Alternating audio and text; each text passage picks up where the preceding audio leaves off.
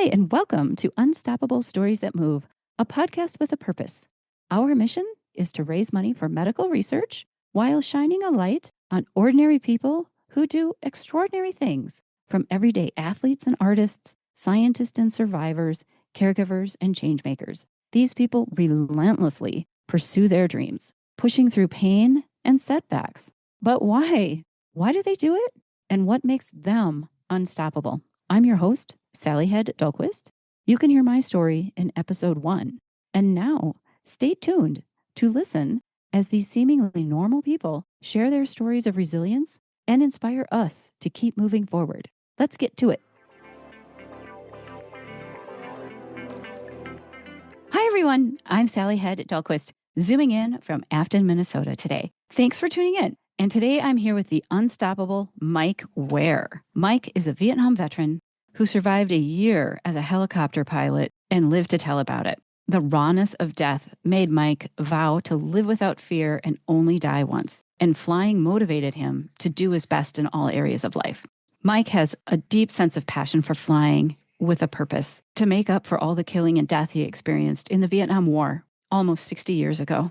So just a word of caution today. Please be aware that we'll probably talk about some pretty brutal things that happened during the war. Mike is just unstoppable.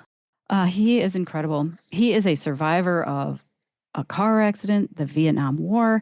Then he got cancer from Agent Orange and is now coping with cognitive brain issues as he gets older. He is also a caregiver as a medic, but was also on the opposite end of that as a taker of lives during the war. He is a teacher as a flight instructor and an author. He is writing a book of his stories on Vietnam, tentatively titled Blades of War, and I'm honored that he sent me his draft. It's incredible, a really sombering experience. Mike is a snowbird. He currently splits his time between Ohio and Florida, where in Ohio he lives in a restored barn that's 150 years old. With his wife, who is a retired art teacher, he also has 2 grown daughters and 5 fantastic grandchildren. So let's hear from Mike. Well, hello. I'm so glad that you invited me onto your podcast, and I'm ready to roll, and let's see what happens. Yeah, you're welcome. I'm so glad you were able to come. Wow, thanks for sending that draft of your book. It's really amazing. You really lived through a lot there. So it's spring here, 2026, and Mike and I met a couple months ago. We met in January because we were on the same flight I was flying from Mobile, Alabama to Atlanta and then home, and you were going from Mobile to Atlanta and then home. And I noticed you on that plane because you were wearing your jacket from Vietnam, and it had all the original patches on it. And when I got off the plane, you and your wife were waiting there. And so I took the opportunity to ask about your jacket, and you told me some pretty incredible things. You told me that you survived because you're a small guy, so your position kind of protected you in the helicopter. Tell me about your jacket. The jacket is primarily worn because I can still wear it. I haven't changed much physically, and the original jacket I wear primarily to meet other veterans, and it has worked so well because I have met so many veterans over the years because of that jacket, and especially the patches that are on the jacket, because so many of those patches represent units that I served with, and sometimes the units that the people that I've met have served with, and we are able to share with each other. And that is the whole purpose of that jacket, is to help me share with other veterans.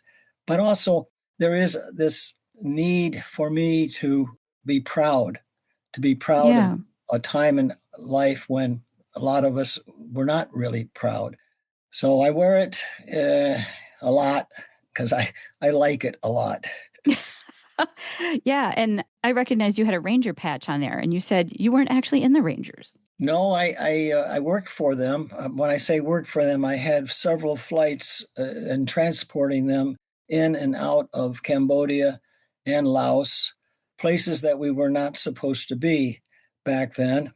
For many years, 8 to 10 years, we served in these countries trying to find out what the enemy was up to, because they felt that they had a sanctuary in those countries. And with the Ho Chi Minh trails, and they were bringing supplies down and Mm-hmm. also preparing for attacks on our troops in Vietnam. So we had to go over and literally spy on them. And in order to work for the Long Range Reconnaissance Patrol people, you had to have some experience with various techniques, and you also had to agree that you were a spy and that Mm-hmm. our country would not claim you for anything that might have happened while you were across the border in another land, another country. So it was a very challenging position to be in. And once you worked with the LRPs, they're LRPs, Long Range Reconnaissance Patrol people, once you worked with them, you were honored to be a member with them. Mm-hmm. So before I read your book, I know some things about the Vietnam War, but I'm not an expert. And the U.S. was involved in that in the 1960s to stop the spread of communism. So prior to that was the Korean War. It was a little bit similar. So, and with the Korean War, it was the United States and NATO, and they were many forces trying to stop the spread of communism into South Korea, which happened. But then when the Vietnam War started, NATO really didn't participate. So again, you're trying to stop the communism coming in from North Vietnam into South Vietnam. And the US didn't have a lot of international support.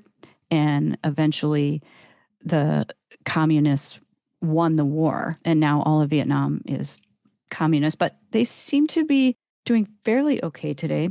They're doing very well. In fact, I went back there and visited about 10 or 12 years ago. And it was so important to see it and realize that we did not destroy that country, especially South Vietnam. If anything, we won that war. And when I say we won it, I mean we might as well have been dumping refrigerators and cars and all kinds of other things on their heads because they are more materialistic and capitalistic as a people than we are. Every one of them works so hard, and they're all trying to achieve the so called American dream in their own country. And I was so impressed with the work ethic and the friendship that they showed me as an American. And that was amazing to me. I was accepted in their country in a way that I wasn't even accepted in my own country. And Yeah. they separated from the communists. The communists let them go. They couldn't handle them. The people were eating grass at one time under the communists, and they Wow. had no food. And so the communists decided, okay, let's let these folks figure it out on their own. And boy, did they ever figure it out on their own. Great. Every one of them was busy, very, very busy. Mm. I saw a guy on a street corner. He was fixing flat tires on motorbikes right in front of a pothole in the street. Very industrious. One lady was walking through the streets of Hanoi selling lunch, taking Mm-hmm. live fish out of her water bucket and conking them on the head and fix them for you right there. Everybody, and I mean everybody, was working Mm-hmm. and quite frankly, they were very happy people. Yeah, and in rural areas today, they do a lot of sewing. When you see that your clothing is made in Vietnam, it could be made in the countryside because a lot of people in the countryside have electric poles strung up along the road, and then it's all attached to a sewing machine. And there's a manager person who goes around and drops off all the fabric. The people sew it together, and then the manager comes back and picks up all the finished clothing. They're very, very industrious. And I developed a new respect, kind of a new respect, and understand why they were so tenacious in the war itself, because Oh yeah. they would use things that we would throw away against us. I mean, they were just so creative and industrious. I highly respect those people now. And I think it's good for any veteran to do is to go back and see that country they don't have the visions of the war that they had. Because when I got there and got off that airplane, everything in my mind started to change, and I could see Mm-hmm. it in a whole different way. And that's what happens. Life goes on. Even war cannot stop human life. Yeah, so you have a new perspective after 60 years Yes, it was. of how that's affected. Well, let's go back and talk about your passion for flying. You said you started flying at an early age. You're making me really Uh, smile now. how did you? What do you love about that? Oh gosh, I don't know. All I know is I was born with the love. I was born with it, and As a young kid growing up, I was always interested in flying. I was always interested in being three-dimensional. I would climb to the tops of all the trees in the neighborhood, and I just would dream of flying. And as I got older, back in those days, my mother would give me 35 cents to buy my lunch at the cafeteria at school. Hmm. Well, I wouldn't eat lunch. I would save the 35 cents. And after a month, I'd have enough money for a $5 flying lesson in an Aranca Champ. And, Oh. and the pilot that had this little Aranca Champ airplane lived out in the country, and he had an open field, and we would have to chase the cows away so that we could start the engine by hand and then run down the runway and take off. And I would get Oh. a 30-minute lesson, and I would learn to fly. And I learned to fly, and I had a lot of fun flying. In fact, I learned to fly before I could drive a car. And it was back in the days when life was a little different than it is now. Not so many rules, regulations, policies, and procedures restricting people from growing and being what they're best. And Right. I miss those days because we really did have a chance to be all that we could be. Hmm. Anyway, that's what I did. And then Yeah. I got trained well enough that the Army was interested in me later, but Mhm. that's a different story. Yeah. So Vietnam is notorious for having the draft, but you signed up voluntarily. How did that come about? Well, I let the recruiters. It was my fault.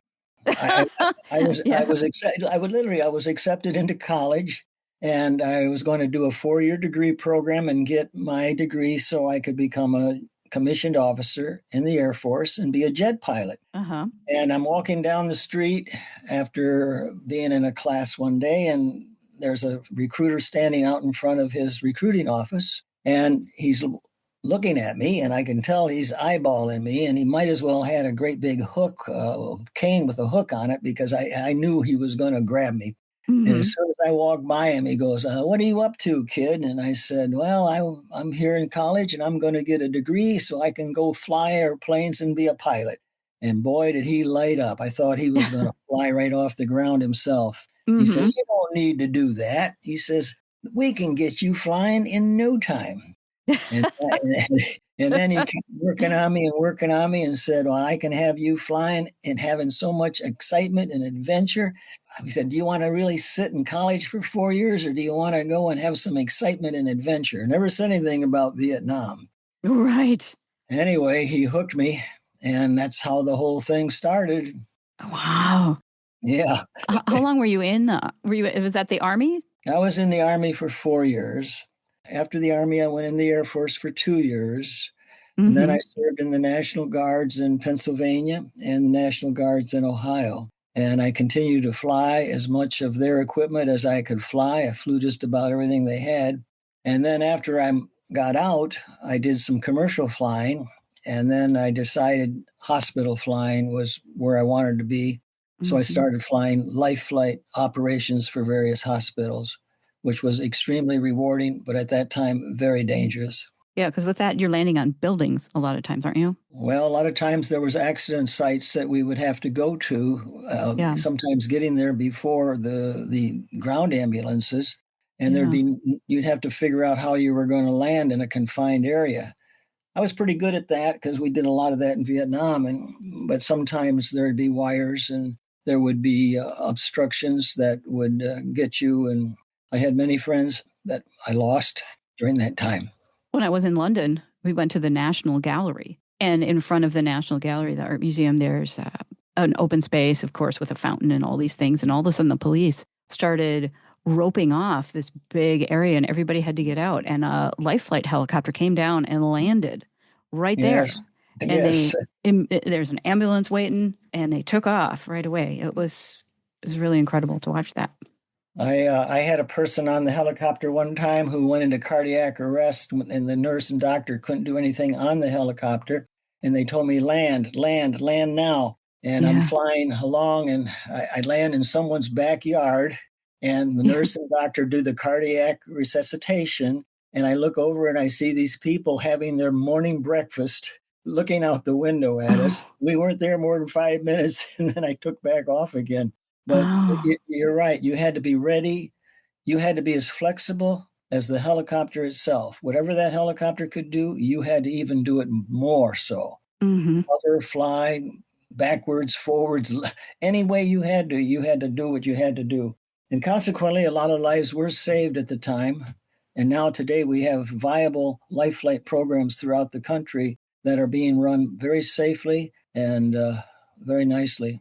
Yeah, and I know a lot of pilots too will volunteer their flight times to bring patients to hospitals or do the organ donations help with that? Yes, yes, I did a bit. Some of that with some friends of mine called Angel Flight. Yes, the angel flights. Yeah, where we would take people within a 300-mile radius to their hospital appointments. When I was flying helicopters for hospitals, I would be responsible for emergency organ transport, and Mm-hmm. it was very very intense sometimes because these organs had to be moved quickly, and you put a lot of pressure on you, and I didn't mind the stress at the time because I was younger, but as I got older, the stress does get to you. Yeah. So throughout your career, you kept a logbook. You said that, you were cleaning out your attic and you ran across this logbook you found that was covered in bloodstains and almost couldn't open it. What was it like to finally crack that open? And what did it cost you to do that? After Vietnam, I came home and I wanted to be normal. Hmm. I wanted to be normal. So normal that I tried to forget everything. I didn't really, well, we weren't, people didn't really want to know anything anyway. So I just kept my mouth shut and I got married and had children and got a job and cut my lawn and I worked hard to be a normal person for at least 2 decades. Yeah. But then one day, my wife says it's time to clean out that attic for some more junk. And I went up into this hot, stuffy attic and I started cleaning it out. And a box broke open and I saw the gold letters pilot logbook on my old logbook that I actually had in Vietnam. And it laid there on the floor. And my first reaction was panic. And I Hmm. well, I crawled out of the attic and I didn't go back in for a long time. I didn't go back in for a very long time and I was upset about it. My nightmares started coming back. Yeah. My life was kind of turned upside down when I went to the VA and they started talking about all this stuff that I was supposed to have and be and all that. And anyway, in the process of the sessions with the VA, I was writing. And they said, well, it'd be good to go back and look at that logbook because there's a lot of writing in there that might help you with your sorting things out. And Hmm. so over time, a lot of writing took place. And that's what really originated the book that I finally wrote after 10 years called Oh. Blades of War.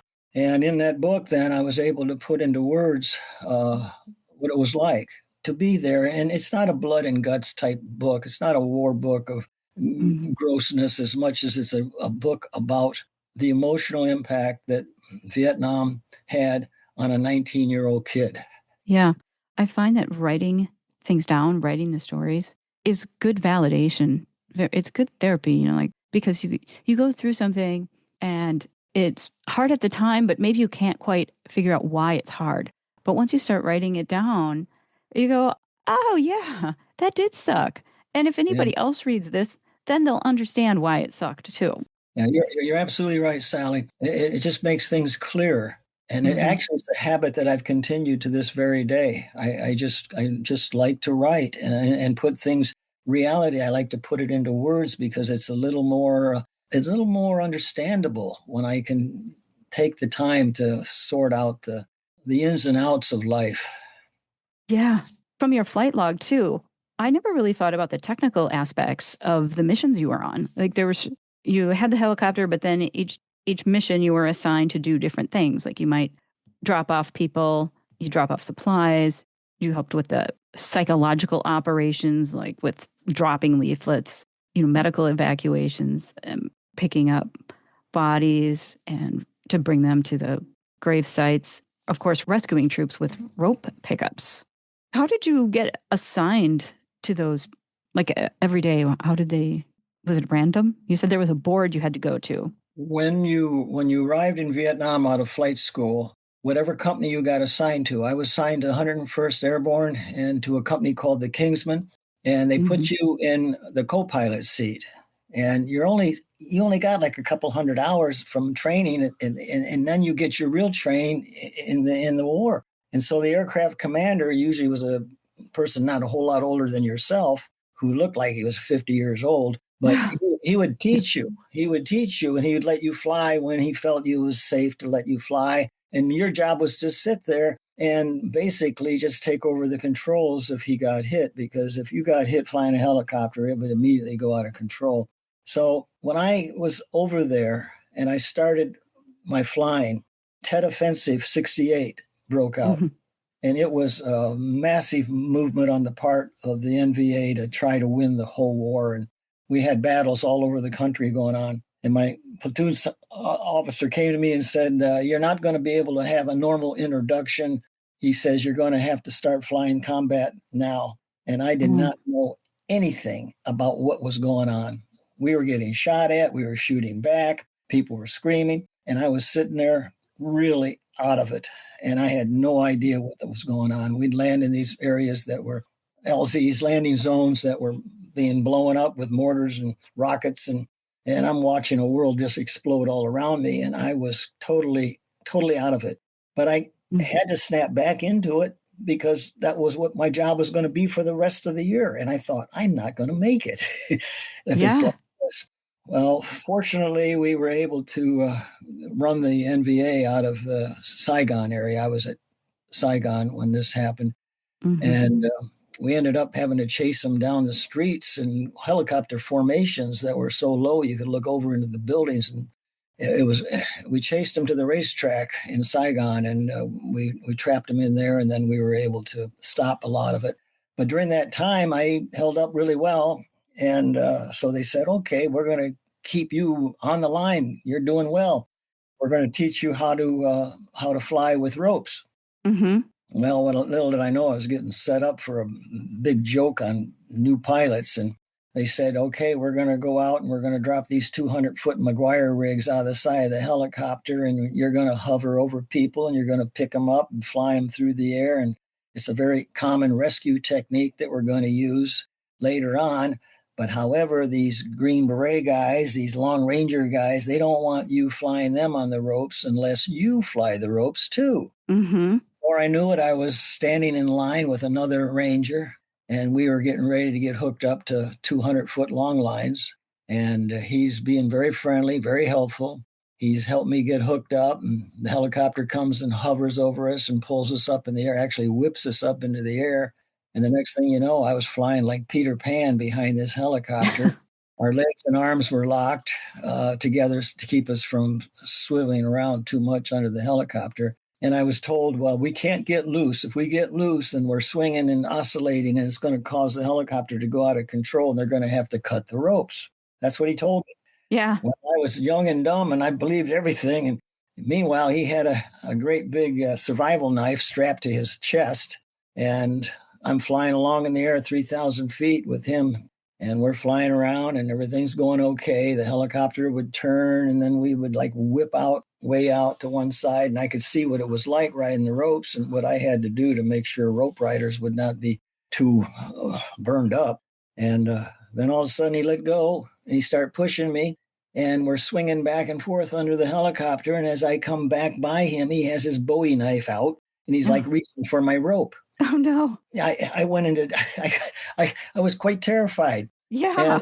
and my short life really did go before my eyes, and I felt okay with it because I really hadn't lived long enough to know any different, I guess. But then they slowed the helicopter down and landed, and I'm laying on the ground shaking, and all these rangers are laughing and slapping each other on the back, and I am just absolutely horrified that they put me through that. And it was an ordeal that you wouldn't get just about anywhere else as an initiation into the group. Yeah. And they got me initiated into the group, and they said, "Well, you can fly us on ropes too now." They said, "If Oh, jeez. if you don't ride the ropes, you don't fly the ropes." That was their philosophy. Yeah. So I was Yeah. doing rope rescues. Yeah, you said you kind of weren't afraid to die, but you just didn't want to be there when it happened. That became my saying over there. I'm not afraid to die. I just don't want to be there when it happens. And you said that part of that too was because you had survived a car accident when you were in high school. Yeah, that was something that affected my life greatly. And my two very best friends were killed, and I was with them in the car, but I survived. And I tell you what, that was the death of my youth, really. And because I Yeah. left for Vietnam right after I buried both of them, I left for Vietnam, and I was in helicopter crashes in Vietnam, and I just started to feel very much in line with, well, life has something more to it than living and dying, and you just got to figure it out.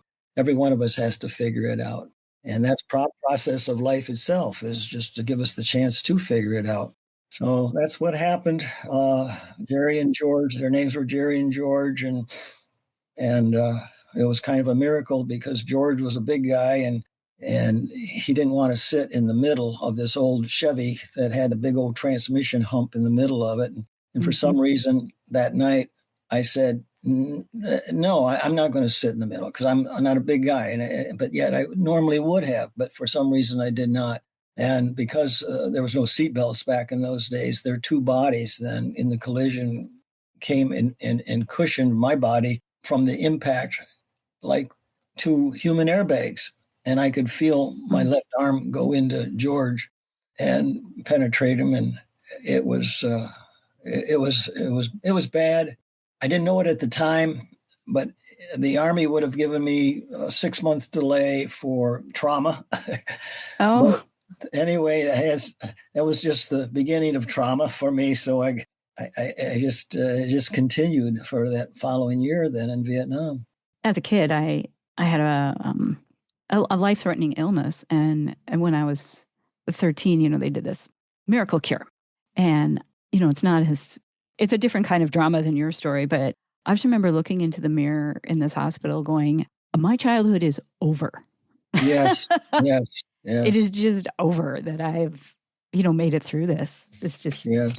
time to grow up and be an adult. Before you had even fully lived." I fought it though. One of my favorite songs is "Forever Young." I just said I'm not going to let that happen to me. And I have probably gone out of my way over the years to just be as youthful as I could be and stay as vital and engaged in life as much as I could be. Sometimes to my detriment because I will just overlive life. I love that. Yeah, me too. I just want to have fun. And the overliving life is just, and with joy and with the desire to not just take but also to share and give, like your podcasts are sharing Mhm. your life. And now I have an opportunity to share with my life, and it's not always about, I did this, I did that, I am this, I am that. It's about us sharing to help others understand that is a decision that they can make themselves, but it's not one that is easy to make. Well, I always like to use this idea of we're all born with one key, but there's Mhm. two doors that we can open. We can either open the one door of life or the one door of death, and we have the choice. What door are we going to open? What road are we going to go down? And we make that choice. And a lot of times people argue with me and say, "Oh, no, I don't have a choice. Look at everything that's happened to me. Look at all the things that have happened in my life that have ruined my life." And Yeah. I'm telling you that it's all in our head, and we can create the opening to a full and joyful life. It's not easy, but it can be done. Yeah. I think people, when they lose hope, they don't realize that there is another door. Yes, yes, When sometimes people are stopped, and things happen and they end up on the couch and they no longer believe things can get any better. But yes, I agree with you. There's always another option. Like you kind of just want to shake them, like, oh, come on, come on. yes. Everything. When I came back from Vietnam, I really did feel that life on earth was hell. And I felt Yeah. that way for a long time. And I lived it. And then I had the opportunity. to meet a great person who told me that I was totally wrong. And Mm. I said, okay, tell me how I'm wrong. And I gave all the lists of everything that was negative about life on earth. And they said, yeah, but you're missing one thing. He said, in hell, there is no hope. Here we have hope. This is not hell. We have hope. And that changed my whole attitude. It really helped a lot. Yeah, when you came home, you wrote that, even though the war is over, it was still your greatest challenge. What nobody tells you about surviving war is that hardest battle is the one you fight in your own country, back in your own house. Oh yeah, yeah. That was bad. That was rough. Coming home was very, very, very difficult. We landed late at night out in Oakland, California, and the MPs got on board and they were wearing poncho liners, and it wasn't raining out. Mm-hmm. He said, "Oh, guys, when you get off, you got to run real quick over to this shelter." And we got off the airplane late at night, and there were people behind fences throwing things at us and yelling at us, and we ran and got away from them. But then then the next day, I had to go to San Francisco airport to fly back to Cleveland. And I still had my uniform on and I couldn't get rid of it. Some of the guys were able to get a hold of civilian clothes and then Mm-hmm. they would put the civilian clothes on, but it didn't matter because our skin color was somewhat of a weird orange color in Uh-huh. the area. People still recognize them, but I went into the bathroom at the airport in San Francisco, and the trash cans were full of military uniforms that men were throwing off so that they wouldn't Oh. have to wear their uniforms home. But I unfortunately had to wear mine home, and it was a long ride home. My family was there to meet me, my mother, my father, and my sisters, and Mm-hmm. they kind of they didn't know what to think. Really, I could tell that they didn't know, and then it was difficult. I felt strange, very strange with my own family, let alone many of the other Americans around me. I just felt strange for a long time. I felt strange. Probably removed from them.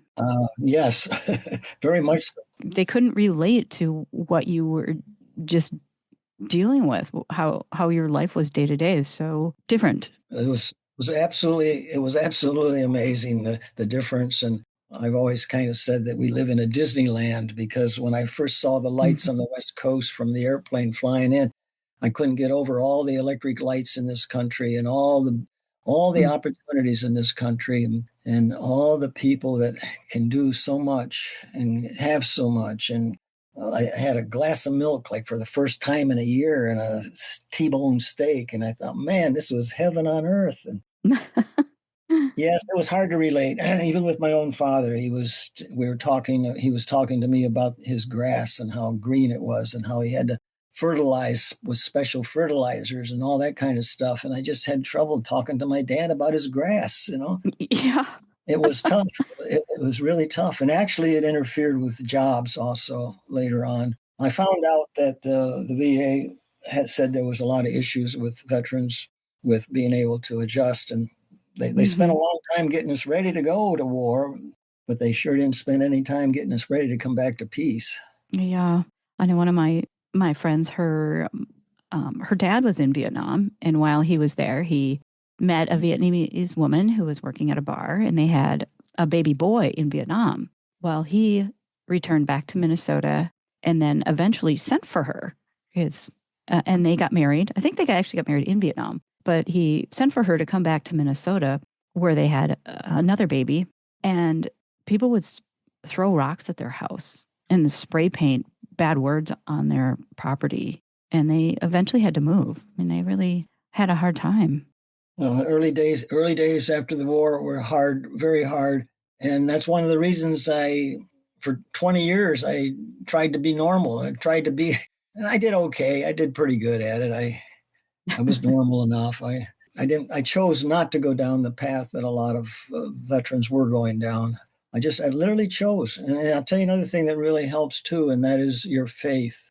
And that is good people in your life that will support you and love you. You got to have somebody to help you. Yeah, having faith with other people and faith in yourself. You said that in May of 1980, like religion helped you. Oh gosh. How Yes. how did this transformation? I don't know, but I'm going to tell you it's real. It is absolutely real. because somebody like me is not going to go down easy. And I'm telling you, my legs crumbled right underneath me. And May 8th, 1980, I will never forget it as long as I live. Mm-hmm. In fact, I have to stop for a minute because it was extremely powerful. Yeah. I had died once. I literally had died once. And I was on my way to somewhere that was absolutely unbelievable. I mean, I just wanted to keep going and keep going and keep going.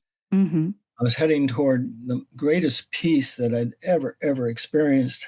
And I was heading toward all the love that ever existed. I'm not talking about just seeing people that you know and love. I'm talking about seeing every mother, every father, every human being that ever existed Mm. loving. And I was heading toward this, and then I had to stop. For some reason, it stopped. And then I had to Mm-hmm. come back. And I'll never know why I had to come back. And I questioned it, and I was angry at God for Mm-hmm. not letting me continue. Yeah. And then I had carried a chip on my shoulder. And that chip on my shoulder was one of somewhat angry toward religion and faith. And I would fight Mm. it. But somehow I got into a church, and every word that that preacher was speaking was directed directly at me and the chip on my shoulder and my necked bullheadedness. I was bullheaded. I was so bullheaded, and I would challenge the Lord. I'd challenge God, whoever created all this. Why me? Why send me to this planet that you say right in your book that you sent Satan? Why am I here with him? Yeah. And that anger was bubbling over in me. But then all of a sudden, that same peace that I had felt when I had died and I was moving toward this wonderful peace came back to me. And I said, I want that. I Mm-hmm. don't ever want to lose that. And by golly, I've been hanging on to it and hanging on to it now. Mm. And but I have to also invest. I have to invest. And the way I invest is in my faith in Jesus Christ. And I will proclaim him to anyone. That is the only answer. There is no other answer. I've tried everything. There is no Mm-hmm. other answer. So when you had your near death experience, was that during the war or before or after? Actually, it was a series of other types of accidents because Yeah. I was one of those guys they called a risk taker. I, Yeah. was- I was parachute jumping. I was scuba diving. I was I was challenging myself in ways that were reckless. Yes. I lost all heartbeat and lungs and breathing. All the signs were gone. And there was a doctor that was nearby who said, "This guy's gone. He's not coming back." Mm-hmm. So anyway, actually, my wife played a big part in me going to the church because we were having trouble at a time in our marriage, and she just stormed out of the house, and it happened to be a Sunday, and she came back a totally different person, and I said, "What the heck happened to you?" Mm-hmm. Total and absolute love, unconditional, Yeah.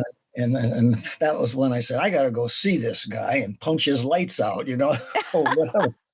And sure enough, I went there with it, like I said, angry with a chip on my shoulder and ready to fight and curse and all that kind of stuff. But it was a life changing moment, and I'll never forget it. And I'm so grateful for it. And I just wish everybody can experience it because it will give you so much hope outside of this life that we live.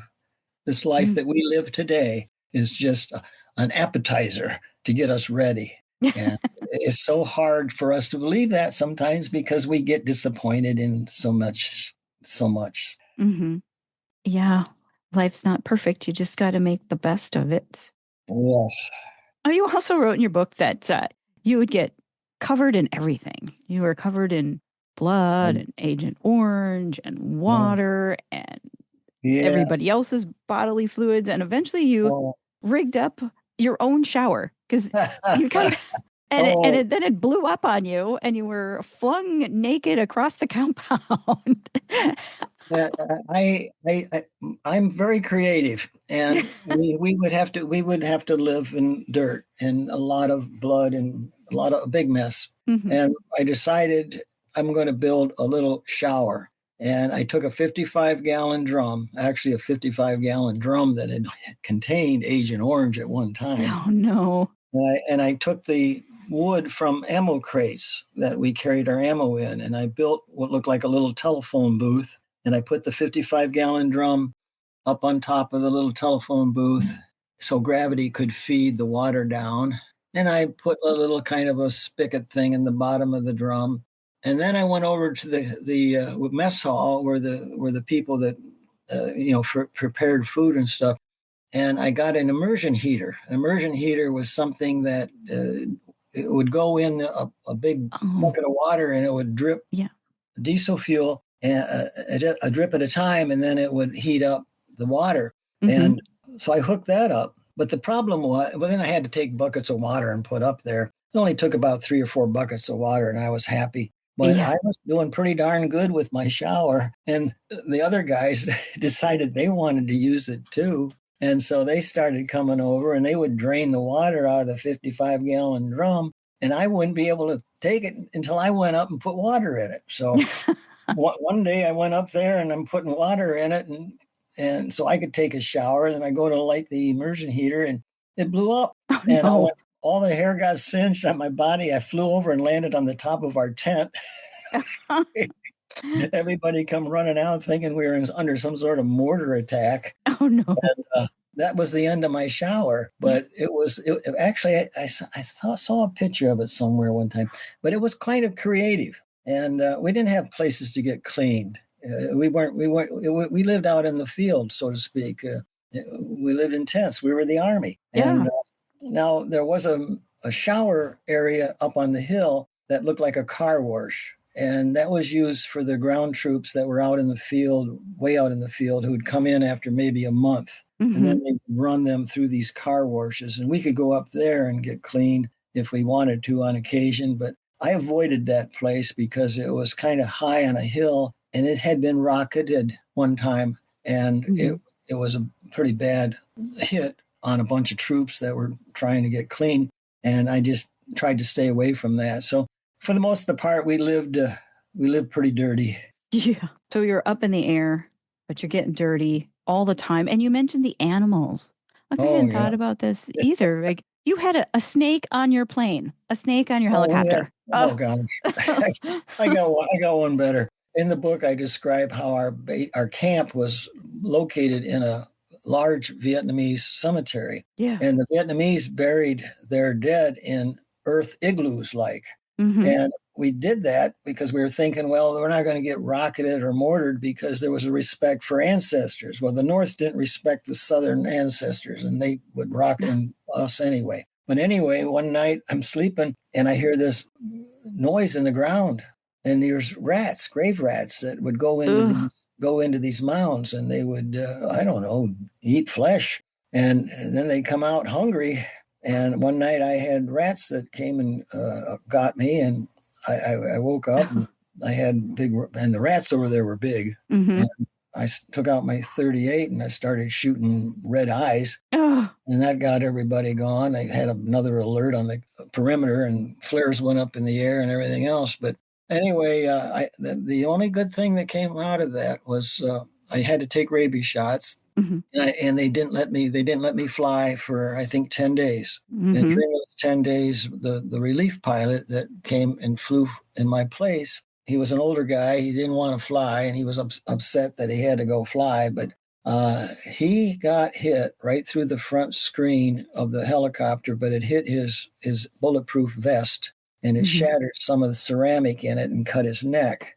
The co-pilot rushed him over to the medical pad, and they were able to save his life, but he was bleeding out from a main artery and just splattered the inside of that cockpit with blood.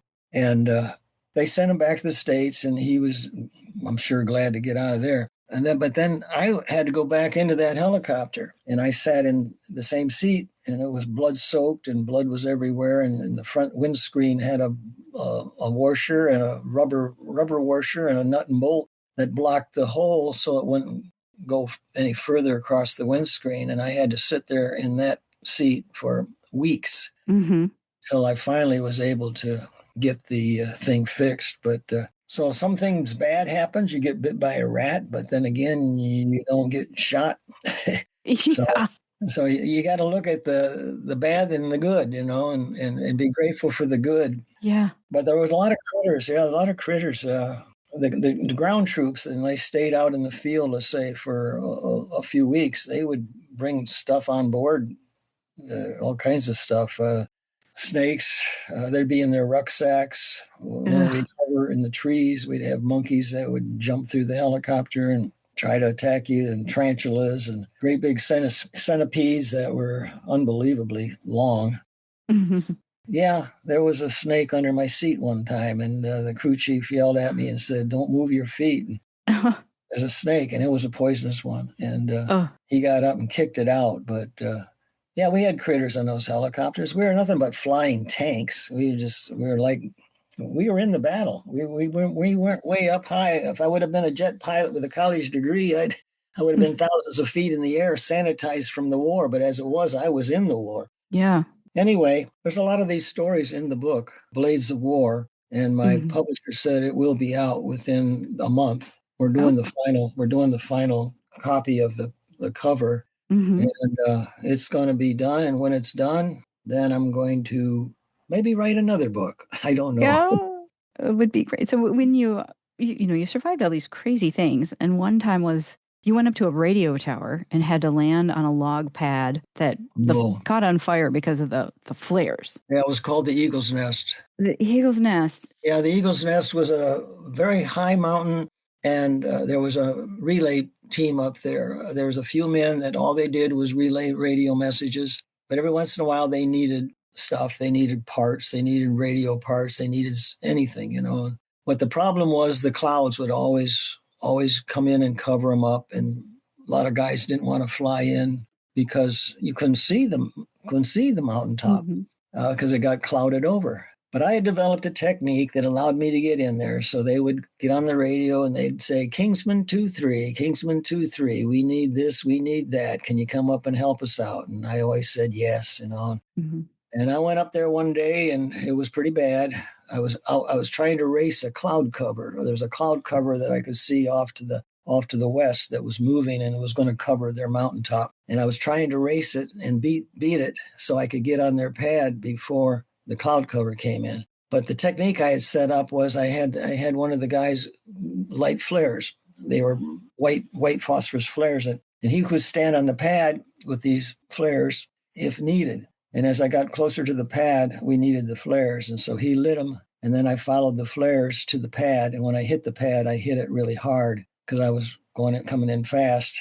Knocked him off the pad, and the flares fell on the wooden logs and started burning the logs. And we threw the parts out for the radio people, and then I tried to take off, but I couldn't lift off because one of the logs had stuck onto the skid. And I was afraid we were going to sit there and burn on that wooden log pad, but I twisted it around, pulled a lot of torque, put a lot of power to it, and I was able to pull that log and ourselves away from the pad, but the pad started falling anyway.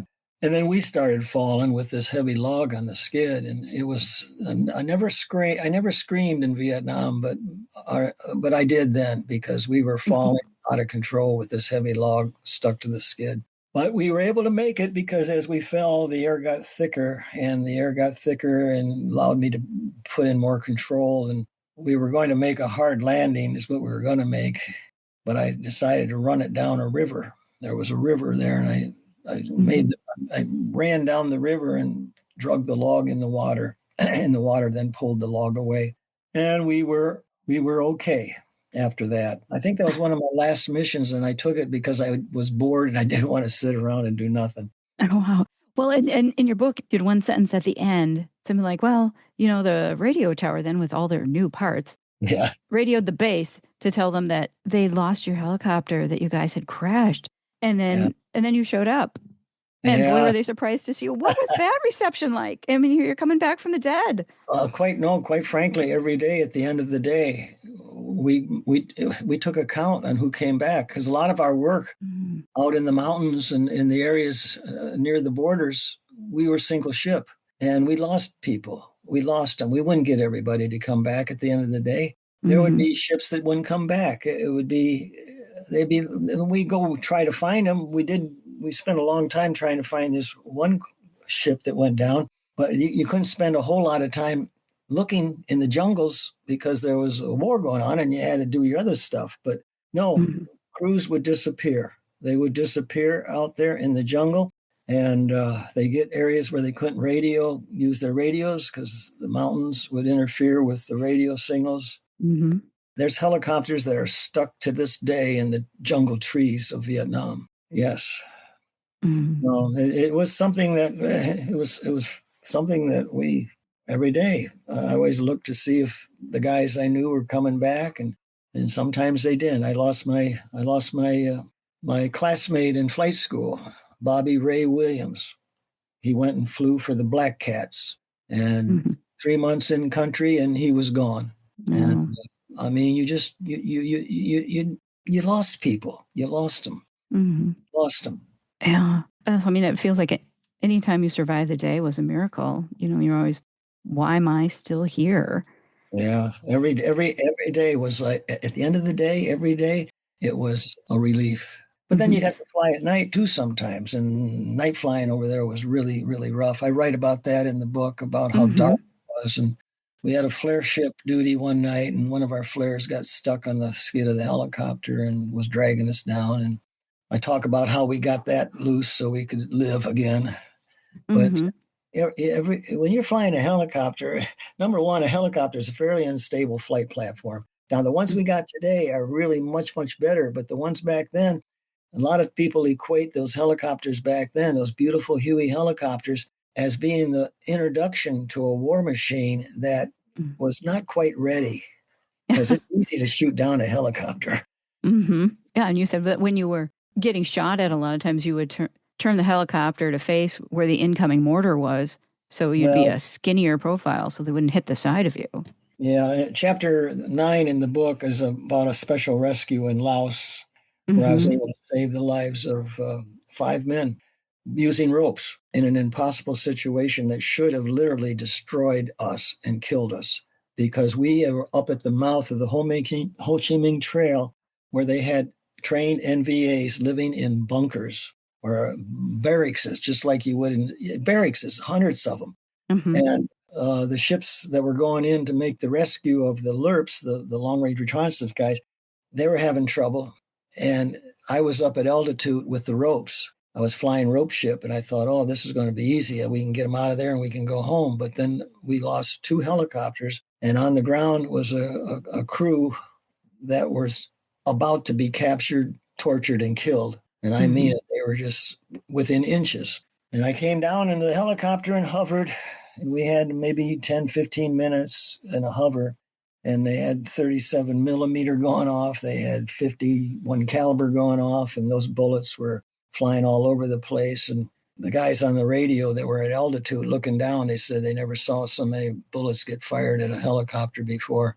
And I turned the helicopter into the heaviest fire to create a profile that was smaller than the side profile. And that helped get us some time. But then the guys that I picked up on the ground, they had their weapons with them, and they were able to literally shoot the enemy that was breaking into the crash site until their weapons ran out. And then they just threw their weapons at the enemy. And I pulled them straight up, took them right out, and I had a 20-minute fuel warning light come on. And that 20-minute fuel warning light, there was twice that length of time to get back to where we had to get back to. And surely we should have ran out of gas, but we did not run out of gas. And we made it back. We went through 37 millimeter. We went through all this crap to get back. I set the guys down, and my crew chief, Frank Tressinger, he's still alive today. He took care of that helicopter, and he followed the history of that helicopter. And he got a hold of me not too long ago, and he says, Mike, he says, that helicopter that we were flying went 7 years in the Vietnam War and never, ever took one hit, and never even ran out of gas. Wow. We call it the miracle mission. And I swear to you, it was a miracle. And everybody involved with that mission that day said it was a miracle. 5 times over, it was a miracle. It's in the book. It's just a miracle mission. Yeah, and you said that ship, what was the call letters? 16227? Was that it? Yeah, 227. 16227 is actually at Fort Ripley here in Minnesota. I go by Camp Ripley all the time on the way to my Well, brother's house. look for 227 on the tail boom, and that's the one that was in Laos making that rescue and went 7 years in Vietnam and was sent back to the States for refurbishing. It survived. We had over half of our helicopters got shot down during that war. Over half. I think there Yeah. was like 7,000, 8,000 helicopters that got shot down. Mhm. That one made it. It made it. That's where it's at now. And he followed the history of it. Well, I'm going to see him here again soon in Las Vegas. We're going to get together for another convention in Vegas. And the thing about that war over in Laos is that it was top secret, and we couldn't get medals and awards because they couldn't claim that we had been there. Yeah.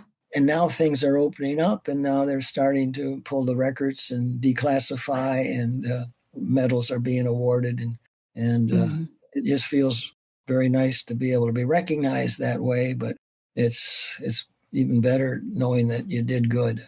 Yeah, you're getting acknowledgement of the extreme things that you had to do to save people. Well, and it just everybody in their life has to look and focus on the things that they do well, and how they share it.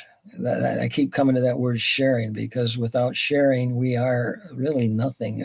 We have to share our good qualities with other people. And I treat every day of my life like it's the last day of my life, and I treat every person like it's the last time I'm ever going to see them. And Oh, that is how I get by in life. And when people say you're too easy going, no, I'm not easy going. I'm burning inside. I'm burning, and I yeah. know it's real. I always feel like I always have more to do. It's not enough. Oh Whatever yeah, I've done, there's still more I could be doing. Do you yes, think there's a reason you're still here, and do you know what it is yet? yes, and you just you ask and you ask and you. I did get the answer. It was a time. It was a time when I was really, really in bad shape, and the answer was very clear, and it was written, but I read it, but I didn't hear it in the book. I heard it in a voice, Mm-hmm. and the voice was Jesus, and he said, "Just love me with all your Oh, heart." That's all he said. Nothing yeah. else. There was nothing else. Just love me with all your heart. Okay, I'll do that. Wow. It's crazy because it's so easy. So you heard a voice, this random voice from out of nowhere? I know I sound weird, but I'm telling you that I've had a weird life. And where were you when were you sitting down? Were you in the I was car? holding a gun. I was holding a gun in my hand. Uh-huh. Were you thinking about using it on yourself? Yes, Yeah, there's about 20 veterans every day. yes. I wish they wouldn't do that. Yeah.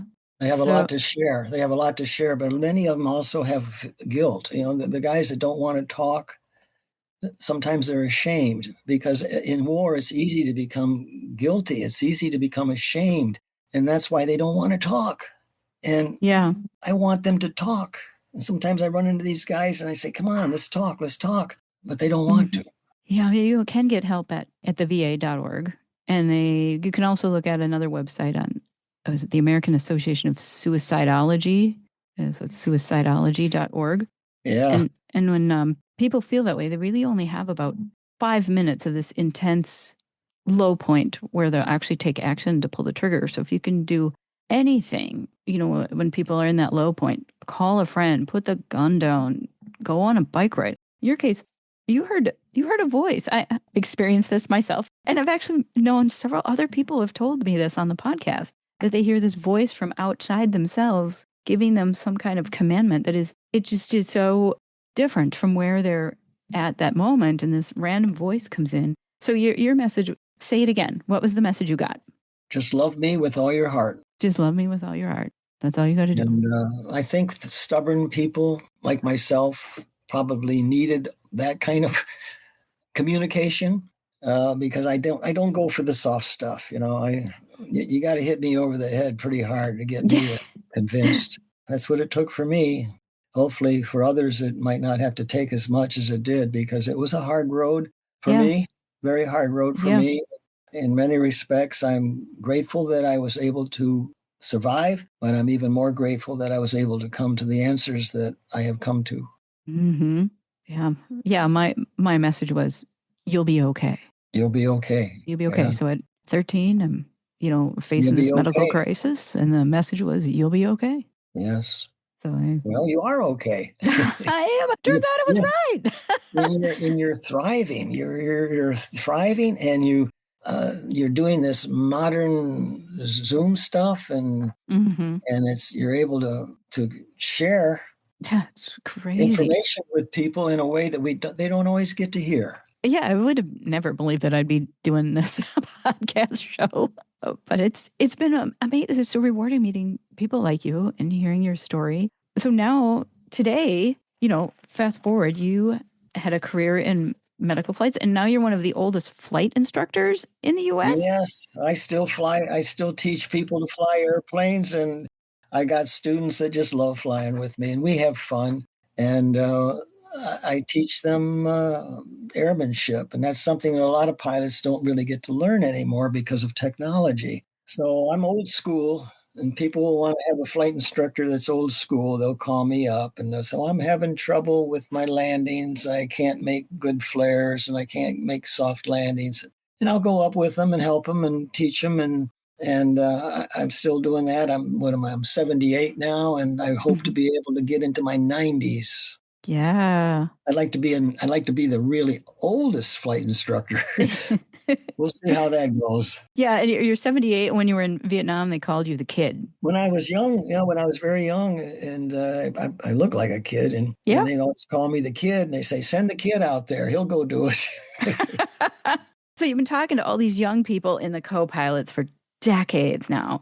If you could put one thing in their hands, not a skill, not a technique, but something you now know that you wish someone had told you when you were 15, what would it be? Well, the desire to fly is a rare thing in people. Hmm. Flying, our number one fear, one of our number one fears is falling. And people who want to fly have to really have it together psychologically, Okay. emotionally, physically, psychomotor skills. 80% or more of people who start to fly don't finish. Okay. There's a very small percentage of pilots that actually become pilots. And so what I tell them a lot of times is you got to examine your soul, because this flying really is something deep within your soul. And you got to understand what kind of pilot you want to be. Piloting an airplane can be technical. It can be warfare technical. It can also be an art form, a beautiful art form. And a Mm. lot of pilots are kind of romantic. They are. There's a romance to flying. Yeah. And I tell them, I said, "What kind of pilot do you want to be?" And when I get some of these guys that come in and say, "Oh, I'm going to be a jet pilot. I'm going to be a fighter pilot. I'm going to be dropping bombs on people," Hmm. Hmm. don't always end up like that. I tell them airmanship is most important. Forget about a lot of the technology until you get an equipment that has the technology that it can work properly and so forth. I also tell them that it requires extreme discipline. Learning to fly is not easy. A lot of times there's emotional, psychological barriers to learning to fly. Some people can't fly at night. Some people can't fly in the clouds. Some people don't want to fly in thunderstorms. Some people don't want to. There's certain levels and limitations, and they have to be aware what those are before they get stuck in them, and it's too late. No, I don't discourage them as much as I try to encourage them, but at the same time, I seem to have developed knowledge of who is going to fly and who's not going to fly. So you started this life in the air because flying made you feel more alive than anything else on Earth. I mean, literally on Earth. On Earth, literally on Earth. And after everything, the war, the hospital flights, cancer, all of it, does it still feel that way when you lift off? Yes, it does. And life on Earth is complicated. It's not easy. And we're only two-dimensional. But in the air you're three-dimensional. And Uh, once you've been in the air and once you love the air, you're always looking up in the sky because it's where you want to be. I get a little frustrated if I'm not up in the air flying a certain amount of time. I just got to get up in the air. And I've flown lots of things. I've flown hot air balloons. I've flown powered parachutes. I just been up in the air a lot. I got thousands of hours in the air. I'm a stranger to the ground, actually.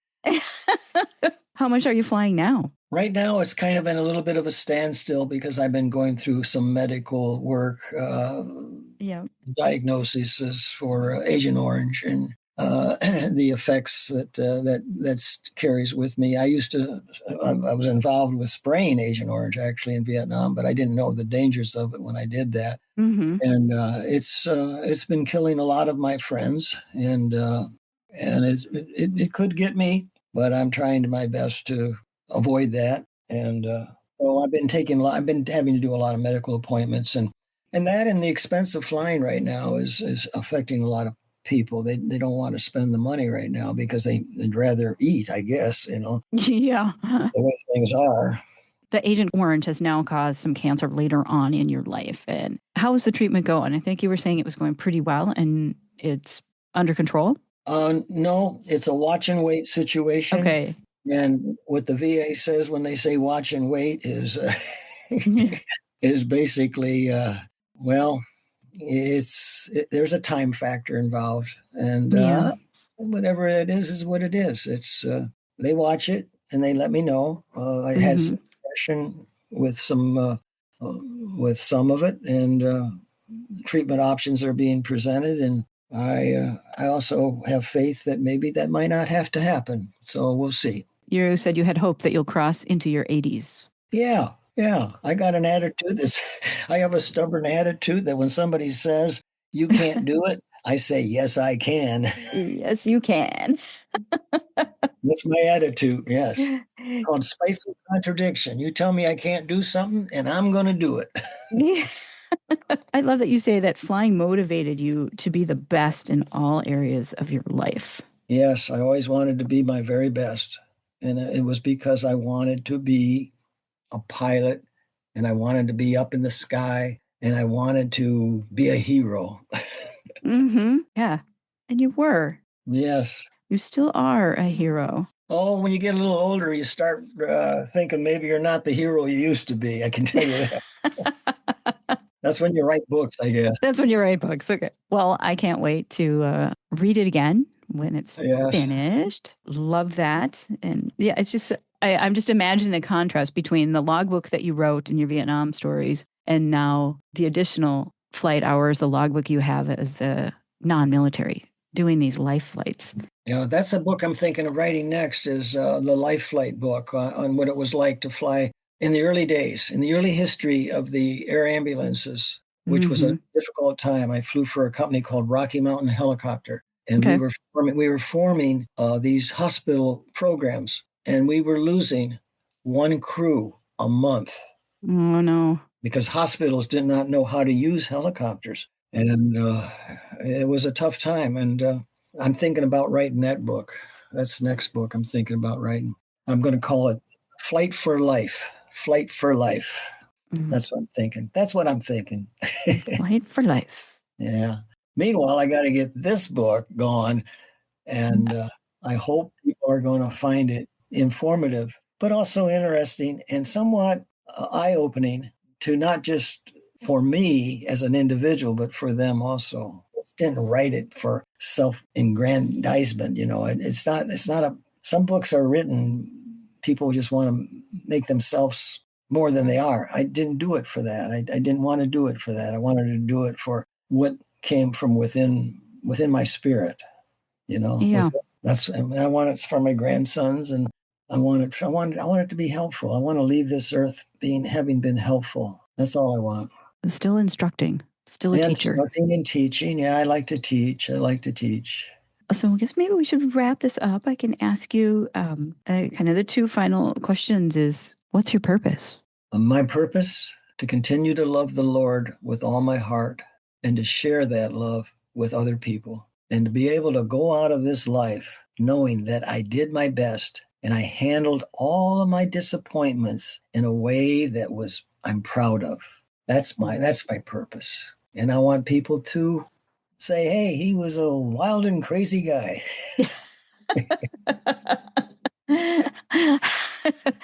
He's risky. He's having fun. I Yeah, love he's it. something else. I want to be unique. Yeah.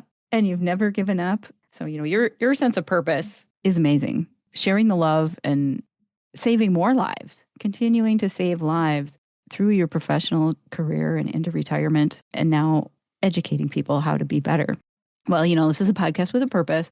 We're raising money for medical research so that when things come up, like long-term effects of Agent Orange, we can develop cures for those. So folks out there, if you're listening, please make a donation at unstoppablestoriesthatmove.com.